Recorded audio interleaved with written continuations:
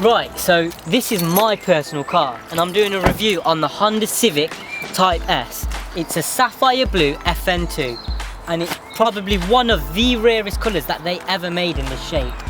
It's a 1.4, 98 brake horsepower, which sits really well on the rev range and the motorway. Perfect for cruising around in, doing your commutes. Absolutely lovely car. Amazing decision that I made. I needed the space and I needed that comfort. If you'd like to follow me, I'll show you some of that space.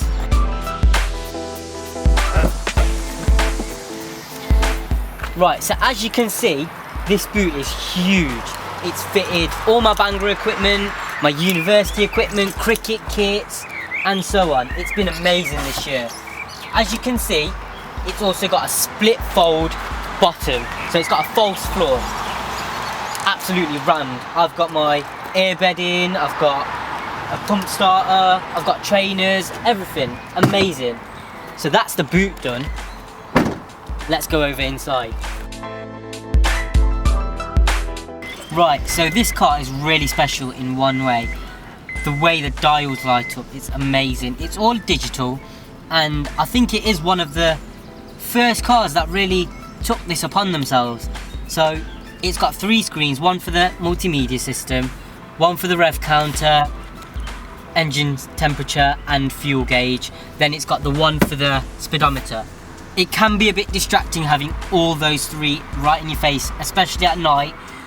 However, when you turn your lights on, you can dim them, which is a massive plus, which has helped me out a lot throughout my commutes. Another fantastic thing about this car is the amount of storage space it's got. It's got so many cubbies. It's got a door bin on either side, which has also got cup holders in. It's got cup holders here, which are fantastic, refrigerated armrest, and even a refrigerated glove box to store cool stuff in that you need to keep. An absolutely amazing thing about this car is the amount of control you have with the information system on your dash. So I can flick through 2 different trip computers.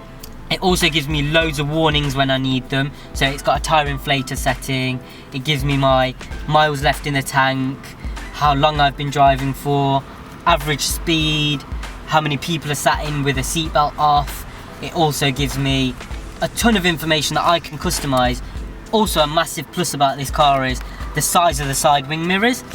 I mean, some cars, they are a lot smaller, and what I've found with this is they're heated and they're just fantastic for visibility. It's helped me so much with moving in and out of lanes while I've been in traffic. The car drives really lovely. I mean, the gear shifts are really smooth. It's got 6 gears, so people will be quite surprised about that for a 1.4. However, it enables really low revs at high speeds, and this is great for fuel economy because that's a massive plus point as well. As a lot of people, when they're looking for a car to commute in or use as their daily, they are looking for that fuel efficiency. Now, even doing high speeds such as 75, 80, 85 and even 90, it didn't drop below 35 miles to the gallon for me, and this has been great. I've been able to squeeze out 470 miles to the tank on one fill up. That's cost me £40 roughly. I mean, it's been amazing. Maintenance costs for this car are very low. Servicing, MOTs, tyres, brake pads, brake discs even. It's been beautiful. I mean, I haven't had to spend a lot of money at all this year in maintaining the car. As everyone knows, I'm a massive clean freak. I love to keep my car clean, and detailing is something I'm really fond of. So that's somewhere where I've had to shed out a lot of money in, just because of my commuting, the winter weather in the UK. In all, the car's held up really well, condition wise, paintwork wise, and even the brakes and the quality of the car. It's really well built. Everything's nice and solid. You don't feel any clunks, clatters, going over potholes. It feels really solidly made, and that's something I can commend Honda for all across the board. All their vehicles, they don't feel cheap to me. They're really well put together, and it's just a solid car. Okay, so before we take it for a quick spin, I'm going to let you know what the exhaust is like. It is a standard exhaust. Oh no! But anyway, just thought it's worth a shot. Doesn't sound too bad, it's relatively quiet. It doesn't annoy the neighbours at all. So for those early mornings, it's perfect. As you can see, the steering is super light. It doesn't take a lot of effort at all, and visibility is not too bad, to be honest. The only thing that's an issue in this car is that rear spoiler. Although it looks really cool, it can just be an obstruction. Pulling out of junctions, it's not too bad at all. It's relatively smooth and punchy. The VTEC band's not too bad at all.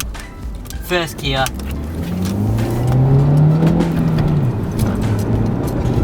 As you can see, it does pick up quite well.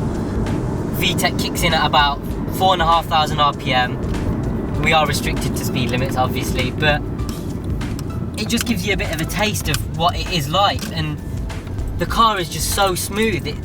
It's not loud at all. It's really comfy. It's not draining on the ears, and it just does really well. Even manoeuvring, like if I do a 3.10, as you can see, this is really nice to do with one hand. Really easy. Super light foot, especially city driving, great visibility, and overall fantastic to drive. It's a lot of fun being a Honda, even though it hasn't got the fully independent suspension, as that was taken out of the EP3 and not added into the FN2, which is a major thing for the Type R. However,